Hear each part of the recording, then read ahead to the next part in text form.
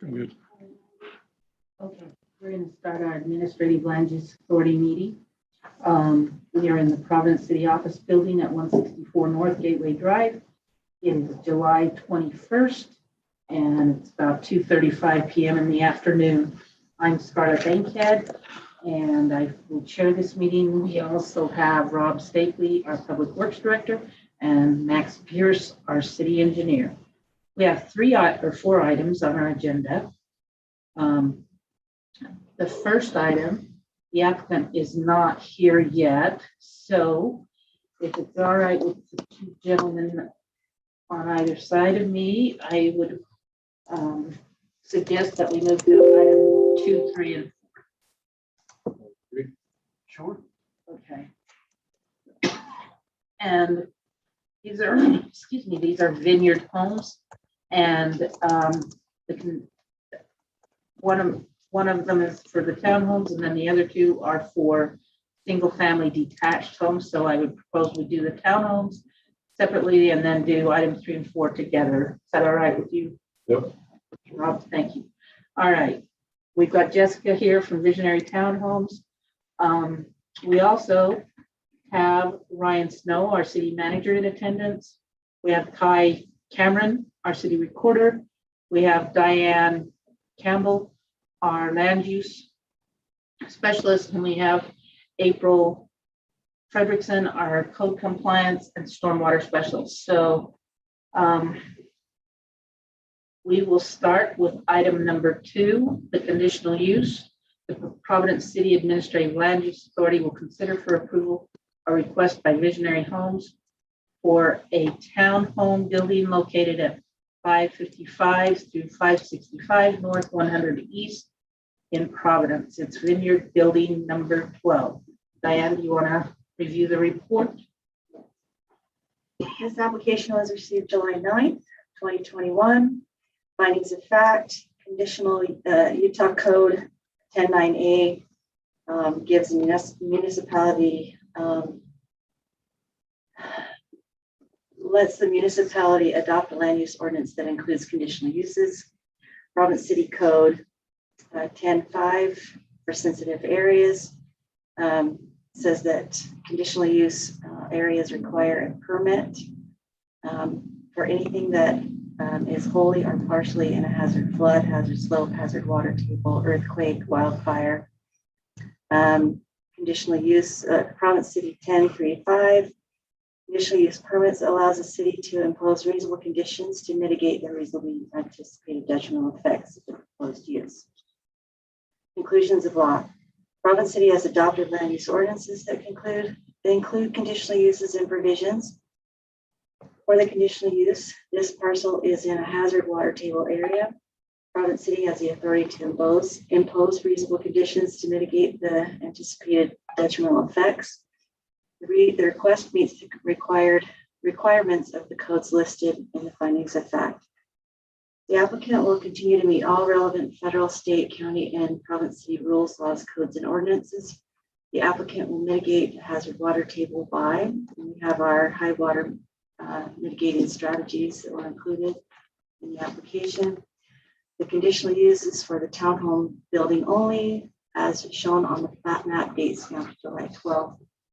And approval by the city of any submitted application or paperwork does not alleviate the owners and or their agents from their responsibility to understand and conform to local, state, and federal laws.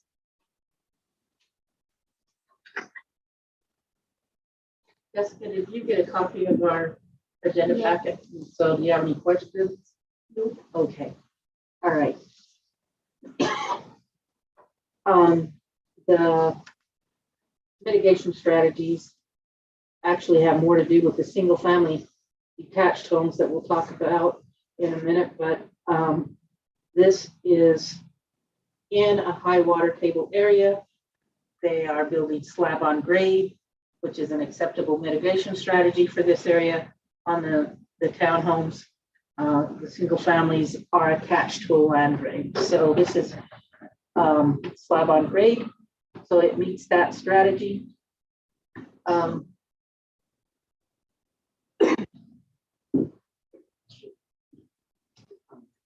Since they're all in the same subdivision, Can we attach item 2, 3, and 4 as far as since they're using the same mitigation strategy, the same plan, and more or less approve or Sure. all 3 at once? Sam, you want to take a minute and come up and read one of the single family home?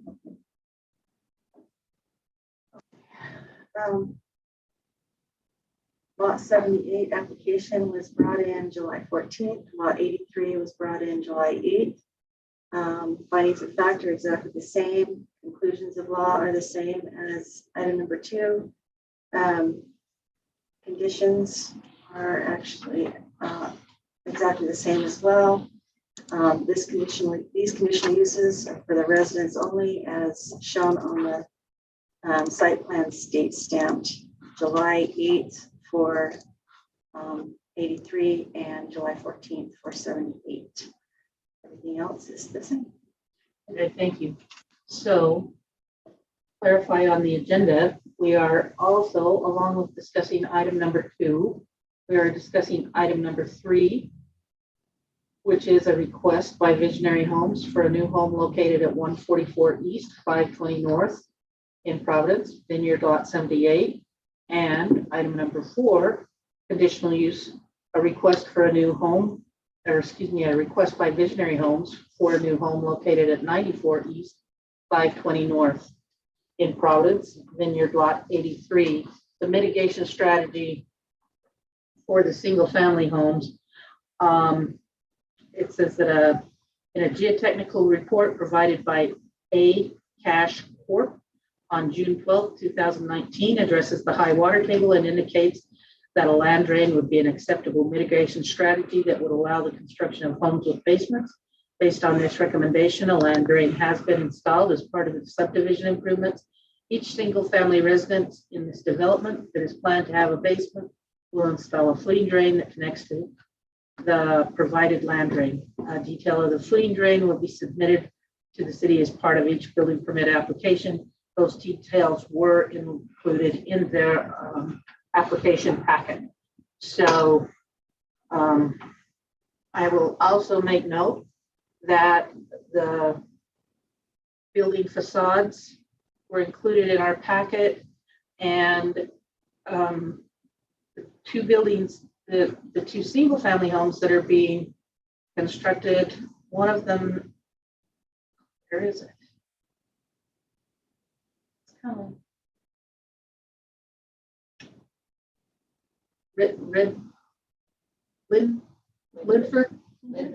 Lyndhurst, and the other one was Spring Hill. Yes. Okay. The Lyndhurst was one of the original facades that were presented with the development. The Springhurst was a facade that was approved by the Planning Commission during their last meeting. So, and the townhomes have also been looked at. One of the things, Jessica, that we need to do, and April's going to have to just kind of watch as well until people get used to this. We need to really make sure on these exterior facades as they're being built that they are actually the plans that we're looking at today. And so, or that the Planning Commission approved, not that we're looking at them because they're part of the packet, but we're not approving them. Right, and I have a list of that too, so I'm double checking before I submit that what I'm getting is also on that list as well. Thanks. So you shouldn't see anything nothing should be a surprise anymore. Right. So, and I appreciate that because I noticed that. But anyway, when they get ready to do their exterior finishes, they need to contact the city and let April know so that she can swing by and make sure on the code compliance side of things, that's not necessarily a building permit thing as far as the percentages. Building permit people want to make sure you get your exterior on there, but when it comes to actually meeting our code with the percentages of materials, that's us. So let April know on that. Max or Rob, do you have any comments to make on any of these 3 items? I do not. don't either, other than I would like just to understand what the color coordination between Sitka A, B, and Harrison A that are on these for the townhomes. They're color coded. I've been curious as to what the Sitka A, Sitka B, Sitka B1. Oh, that's just the unit name. So we have different unit types and they each have their own name, just like a regular house kind of would. So some of the townhomes are various mixtures of the That helps things. So not all units in the townhome have the same floor plan? Uh, Each unit can have a little bit different one? yeah. So like, so this example I can think of is like if you go into Black Hawk, like all the units there, that's where I live. Units there are pretty much the same unit style. Some of them might be like mirrored, right? So your staircase, if you were to look at your neighbor's wall, like your staircase would be on the same wall. You have the same floor plan, it's just mirrored. Some of these, like, it might just be that like the bedrooms are rearranged a little bit differently. Most of the square footages are similar, but there's just some different layouts, provide some variety. Right. More, I feel like you get more differentiation down some of our Weaver Davis units than you do much up here, but there are a few different tweaks. Okay.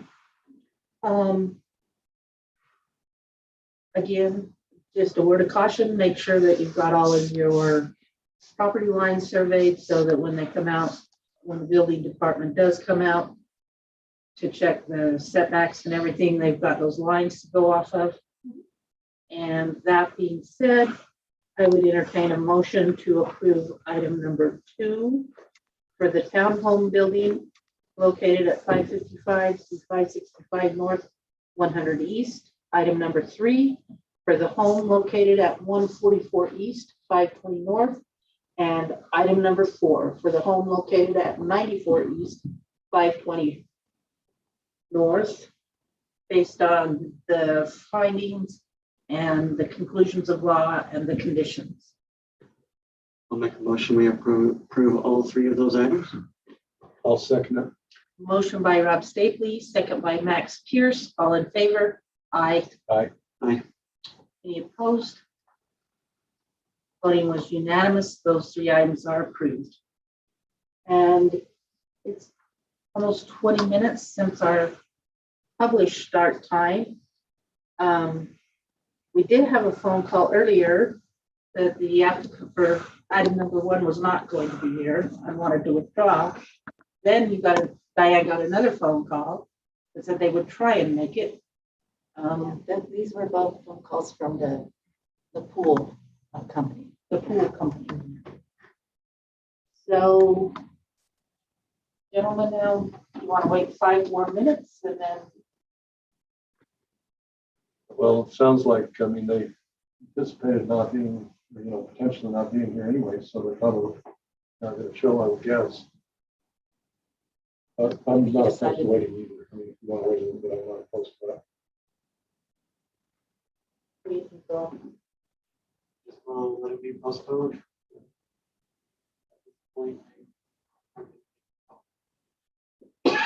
Okay, so since we don't have anyone present to represent item number 1, I would entertain a motion to continue that to our next meeting.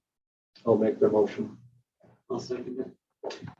Motion by Max Pierce, second by Rob Stapley. All in favor? Aye. Aye.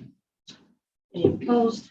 Voting was unanimous. We'll continue that to the next meeting if you'll let them know. Diane, thank you. And if there is no other business that anyone would like to present that falls under our jurisdiction that should be on a future agenda, I would entertain a motion to adjourn. Motion, we adjourn. I'll second it. Motion to adjourn by Rob Stapley, second by Max Pierce. All in favor? Aye. Aye. Any opposed? Voting was unanimous. Thank you. And our meeting is adjourned at approximately 3, or excuse me,